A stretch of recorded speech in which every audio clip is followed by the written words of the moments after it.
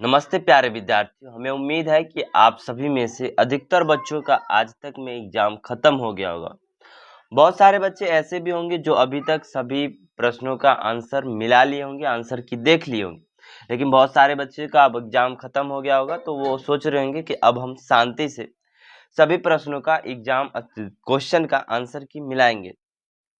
तो मेरे सामने आज इंटरमीडिएट परीक्षा 2026 वार्षिक की पॉलिटिकल साइंस यानी कि राजनीतिक शास्त्र का सेट एच है और आज के इस वीडियो में मैं आप सभी को 1 से लेके 100 तक के सभी ऑब्जेक्टिव प्रश्नों का आंसर बताने वाला हूं और आप मिला के देख लीजिएगा कि आपका कितना सही हुआ है, कितना गलत हुआ है।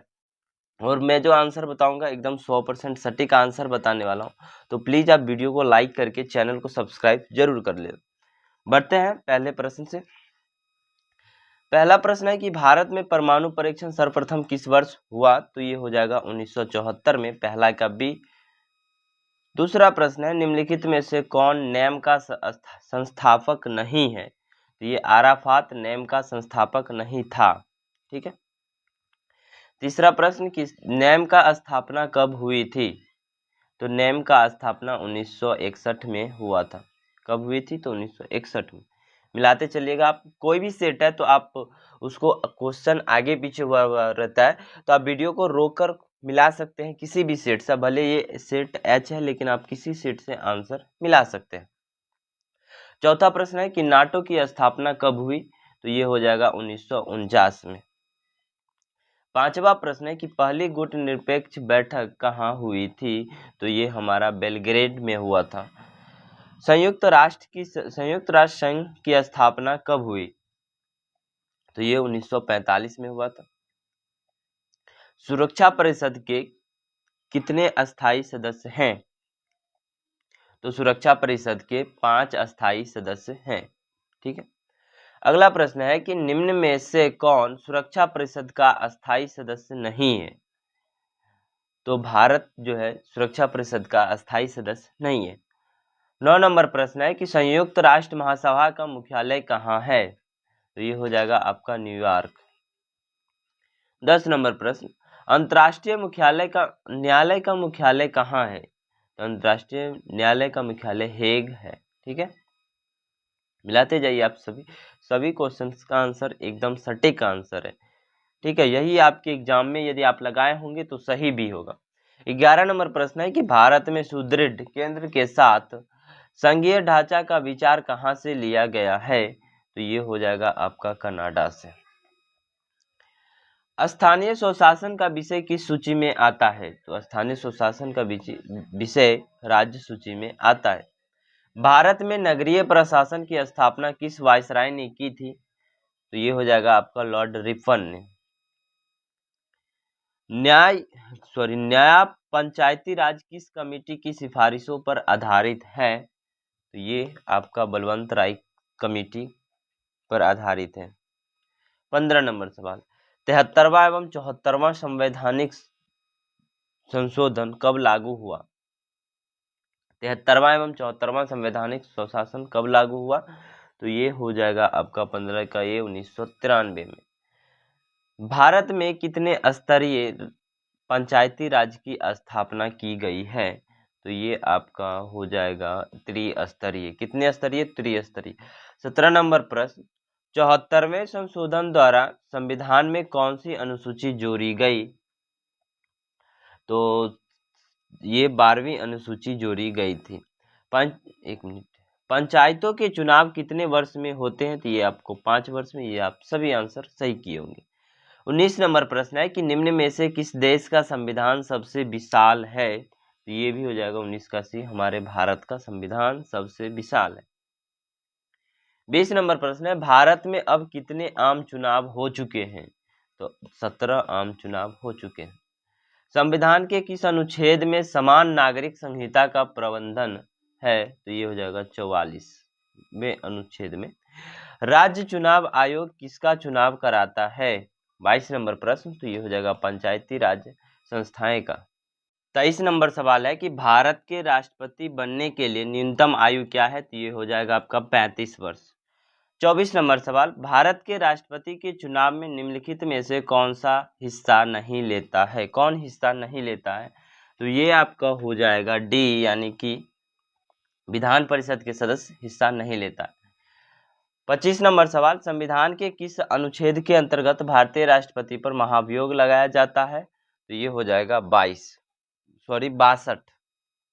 25 का सी। 26 नंबर सवाल है, राज्यसभा के मनोनीत सदस्यों की संख्या क्या है? 26 नंबर सवाल, तो ये हो जाएगा 12।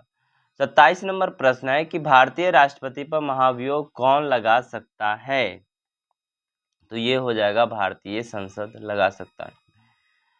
28 नंबर प्रश्न, अनुच्छेद 143 के अंतर्गत राष्ट्रपति किससे सलाह मांग सकता है? तो ये भी हो जाएगा आपका बी, सर्वोच्च न्यायालय से। 29 नंबर प्रश्न है कि संविधान के किस अनुच्छेद के द्वारा राष्ट्रपति अध्यादेश जारी करता है? तो ये हो जाएगा 123। 30 नंबर सवाल, किसके लिखित परामर्श पर अनुच्छेद 352 के अंतर्गत राष्ट्रपति देशव्यापी आपातकाल की घोषणा कर सकता है? तो ये आपका हो जाएगा कैबिनेट मंत्री, केंद्रीय कैबिनेट। ठीक है। 31 नंबर सवाल कहता है कि किस भारतीय प्रधानमंत्री ने शिमला समझौता पर हस्ताक्षर किया? तो ये हो जाएगा इंदिरा गांधी ने। 32 नंबर सवाल, ताशकंद समझौता पर हस्ताक्षर कब हुआ? तो 1966 में। भारत चीन युद्ध कब हुआ? तो ये हो जाएगा आपका 1962 में। 33 का ऑप्शन बी। 34 नंबर प्रश्न कहता है कि सार्क का मुख्यालय कहाँ है? तो 34 का हो जाएगा सी, काठमांडू। सार्क के कितने देश हैं? सार्क के कितने देश हैं? तो ये हो जाएगा 8। भारत के प्रथम गृह मंत्री कौन थे? तो भारत के प्रथम गृह मंत्री सरदार पटेल थे। ठीक है, वल्लभ भाई सरदार पटेल। 37 नंबर सवाल है कि आसियाना में कितने सदस्य देश हैं? तो आसियाना में 10 सदस्य देश हैं। 38 नंबर सवाल है कि भारत के कौन प्रथम गैर कांग्रेसी प्रधानमंत्री थे? तो ये आपका हो जाएगा मोरारजी देसाई। 38 का बी, इनका भी सही था। 39 नंबर सवाल है कि बिहार के प्रथम मुख्यमंत्री कौन थे? तो बिहार के प्रथम मुख्यमंत्री श्री कृष्ण सिंह थे। 40 नंबर प्रश्न है, डीएमके किस राज्य का क्षेत्रीय दल है? तो ये आपका हो जाएगा तमिलनाडु का क्षेत्रीय दल है। प्रस्तावना को भारतीय संविधान का पहचान पत्र किसने कहा? तो ये N.A. पालखीवाला ने कहा। किसने कहा? तो N.A. पालखीवाला। 42 नंबर सवाल है कि बेरूबेरी किस वर्ष आया? तो बेरूबेरी 1960 में आया।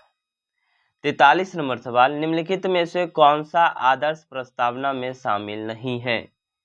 तो ये आपका हो जाएगा सी, समृद्धि। 44 नंबर सवाल, भारतीय संविधान के किस अनुच्छेद द्वारा उपाधियों का उन्मूलन किया गया? तो ये आपका हो जाएगा 18। किस अनुच्छेद द्वारा? तो 18वें अनुच्छेद द्वारा। 45 नंबर सवाल, निम्न में से कौन अनुच्छेद सांस्कृतिक एवं शैक्षिक अधिकारों से संबंधित है? तो ये आपका हो जाएगा 29 और 30। 46 नंबर सवाल, भारतीय संविधान के किस भाग में मौलिक अधिकारों का उल्लेख किया गया है? तो ये हो जाएगा तीसरे में, 3rd। ठीक है। भाषण व अभिव्यक्ति का अधिकार संविधान के किस अनुच्छेद में दिया गया है? तो 47 का सी, 19 में दिया गया। 48 नंबर सवाल है कि कौन सा अनुच्छेद कानून के समक्ष समानता प्रदान करता है? कौन सा अनुच्छेद कानून के समक्ष समानता प्रदान करता है? तो ये हो जाएगा 14वां अनुच्छेद। 49 नंबर प्रश्न है, वर्तमान में हमारे संविधान में कुल कितने मौलिक कर्तव्य हैं? तो ये 11 मौलिक कर्तव्य हैं। 49 नंबर सवाल।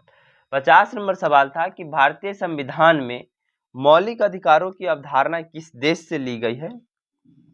तो ये हमारे यूएसए से लिया गया है, जो कि ऑप्शन डी में था। तो आज के इस वीडियो में हम 1 से लेकर 50 तक ही रखते हैं।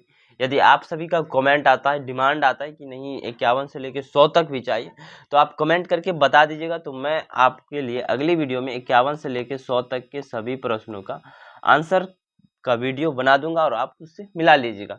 हाँ, एक चीज़ और बताइएगा कि यहाँ से 1 से लेके 50 तक में आपका कितना सही हुआ, कितना टिक किए थे, ठीक है? तो मिलते हैं नेक्स्ट वीडियो में, तब तक के लिए आप अपना ध्यान रखिएगा। धन्यवाद।